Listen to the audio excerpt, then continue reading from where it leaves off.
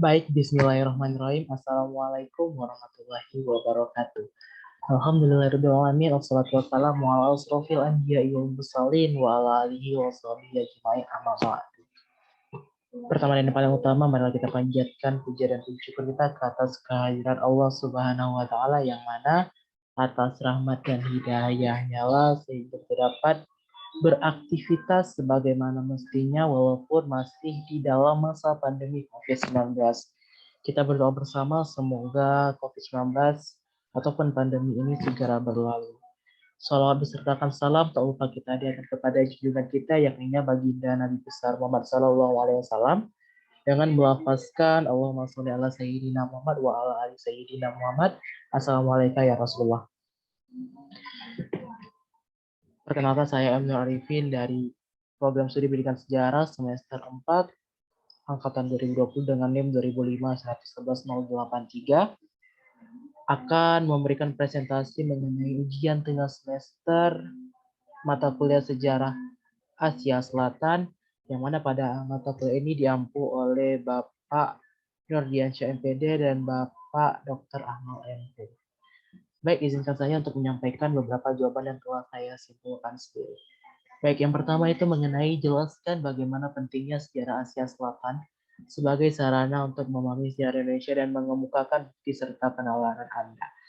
Baik, Asia Selatan, salah satu benua ataupun salah satu benua yang terselatan ataupun paling ujung dari benua Asia itu sendiri. Yang mana kita ketahui bersama secara historis, benua Asia Selatan ataupun Asia bagian selatan ini memiliki dampak yang sangat penting dalam perkembangan sejarah yang ada di Indonesia, yang mana sangat penting kita dalam memahami sejarah saat itu sebagai sebuah refleksi ataupun sebuah cerminan untuk memahami sejarah Indonesia, mengingat kedua bagian benua ini saling berdekatan ya dalam posisi geografisnya, sehingga memiliki kultur yang sedikit sama ataupun sedikit hampir sama di antara kedua belah benua, bagian benua Asia tersebut. Kita ketahui bersama pada saat masa kerajaan Hindu dan Buddha, terdapat 4 teori yang menyatakan bahwasanya Hindu dan Buddha itu masuk ke Indonesia. Yang mana jika kita lihat dari zaman kerajaan Hindu Buddha, hubungan politik ataupun hubungan perekonomian antara Nusantara dan India ataupun Asia Selatan itu sangatlah erat. Seperti bagian kerajaan India ataupun Gujarat yang kita kenal, Pakistan, Sri Lanka, itu memiliki sebuah hubungan geopolitik ataupun geokultural seperti itu.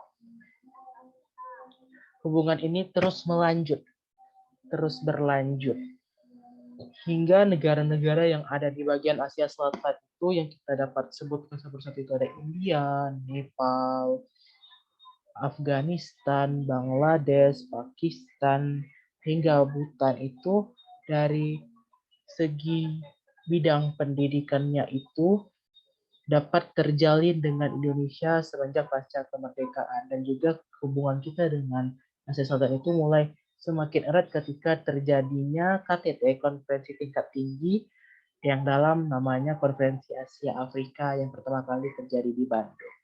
Mungkin itu yang dapat saya sampaikan untuk pertanyaan nomor pertama. Yang kedua, jelaskan apa yang menarik dari peradaban lembah Sungai Indus.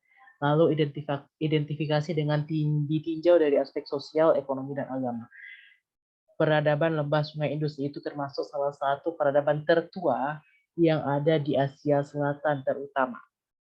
Apa yang menarik dari Sungai Lembah Indus itu? Yaitu peradaban tertua yang ada di Asia Selatan, itu yang menariknya. Karena dan juga lembah Sungai Indus ini terdapat 2 suku bangsa, itu Arya dan bangsa yang berasal dari bangsa Jerman yang datang ke India. Yang menjadi India itu terbagi menjadi 2, yaitu ada bangsa kulit putih itu berasal dari Jerman, sedangkan bangsa yang kulit hitamnya India itu berasal dari bangsa Arya yang menetap di India sejak dahulu kala. Dapat kita lihat dari aspek agama. Kepercayaan bangsa India kuno itu bersifat politeisme, atau yang artinya percaya kepada banyaknya dewa yang ada. Yang mana kita dapat dengar namanya Trimurti. Trimurti itu 3 dewa tertinggi dalam agama Hindu, ya seperti itu.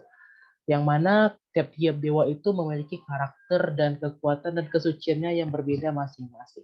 Dilihat dari aspek ekonomi, masyarakat Hindu itu dapat kita lihat bergerak di bagian perekonomiannya itu dalam bidang agraris ataupun bertani dan berkebun, serta dalam halnya berdagang, yang mana kita ketahui bersama dari teori masuknya Hindu, Buddha, dan Islam ke Indonesia itu ada salah satu faktornya itu berasal dari para pedagang yang berasal dari tanah Gujarat.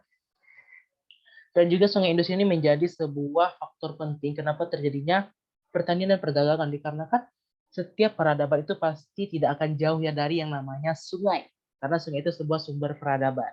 Dari sungai itu kita dapat membuat sebuah aliran dari perdagangan, dan juga sungai-sungai itu dapat mengairi lahan-lahan pertanian yang ada di India ataupun di wilayah Asia Selatan.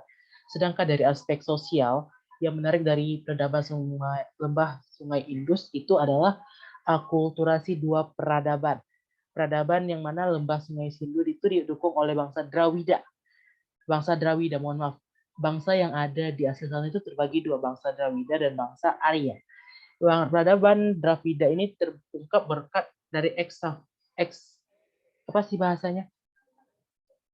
Eksekusi ataupun penelitian yang dilakukan di Mohenjo-daro, Harappa, dan situs-situs lainnya yang kuno ada di Asia Selatan.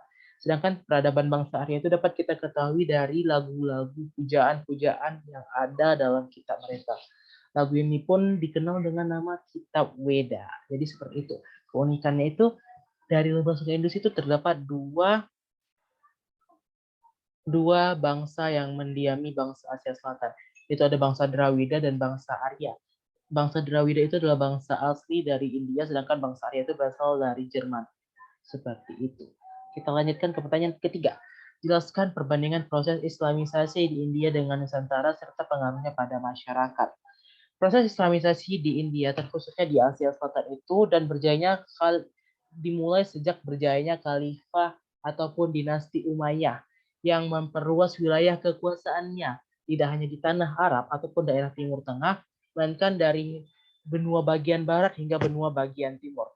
Dalam membagi wilayah kekuasaannya, dinasti Umayyah itu membagi dua front, yaitu bagian barat dan bagian timur. Jadi pengaruh Islam masuknya ke India dan Islam dan ke Indonesia itu dapat dilihat dari perubahan sikap maupun perubahan pola perilaku masyarakat India pada saat itu.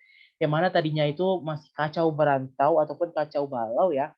Tapi semenjak Islam datang dengan masuk ke wilayah Asia Selatan ataupun ke India, mereka itu mendapatkan sebuah new hope ataupun harapan baru terhadap agama itu.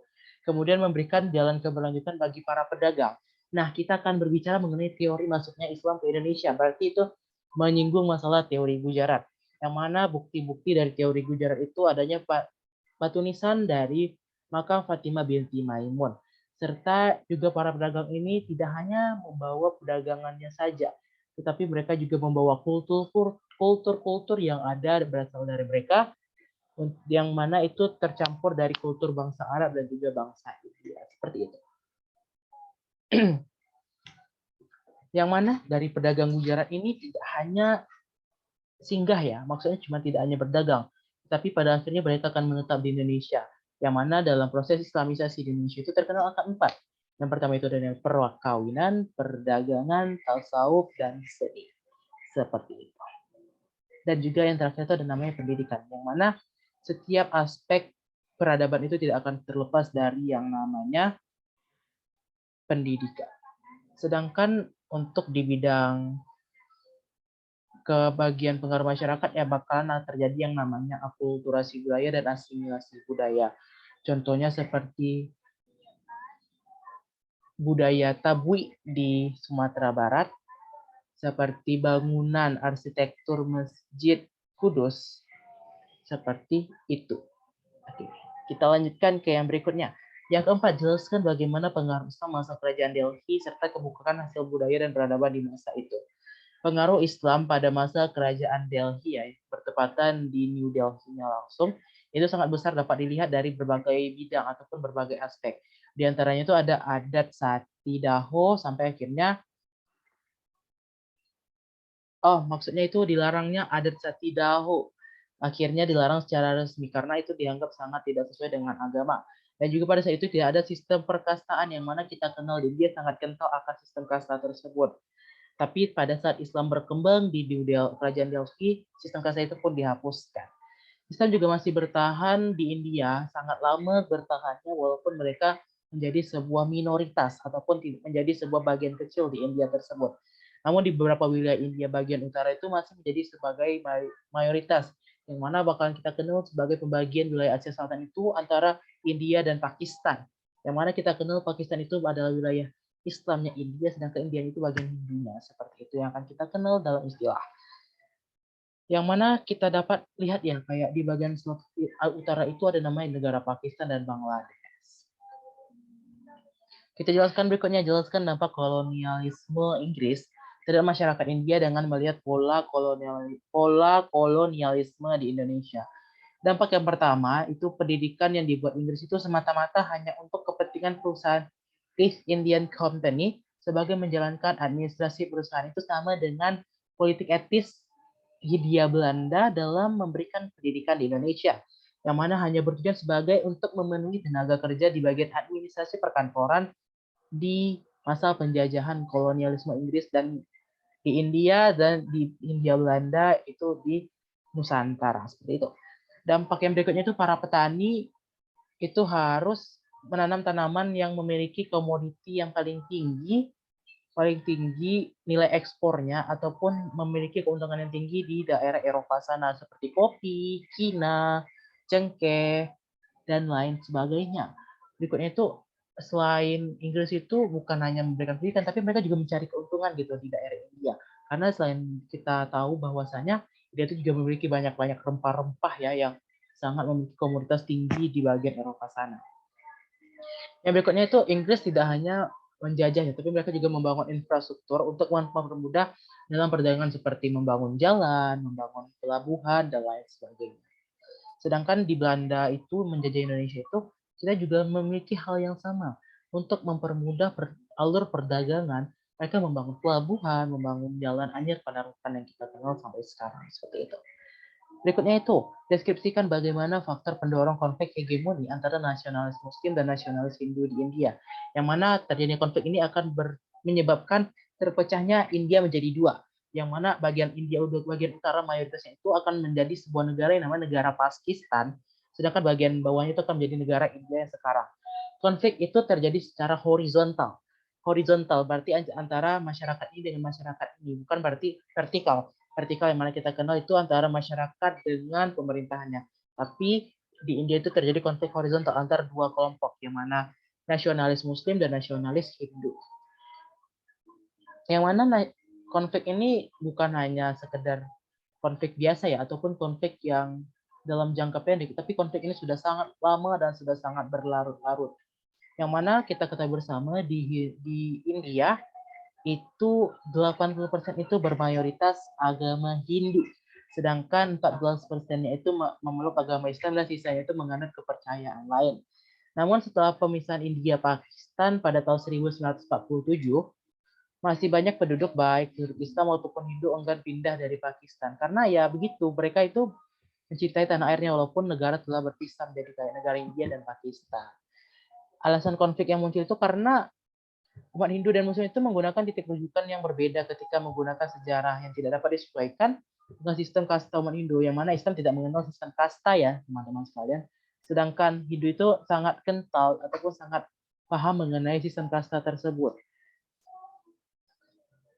Tapi mereka itu dapat hidup berdampingan tapi mereka memiliki persepsi yang berbeda mengenai agama tersebut. Orang Hindu itu masih menganggap orang Muslim itu tidak baik. Dan juga mereka kesal karena warga Muslim itu tidak tunduk pada program keluarga berencana yang ada di India ya waktu itu.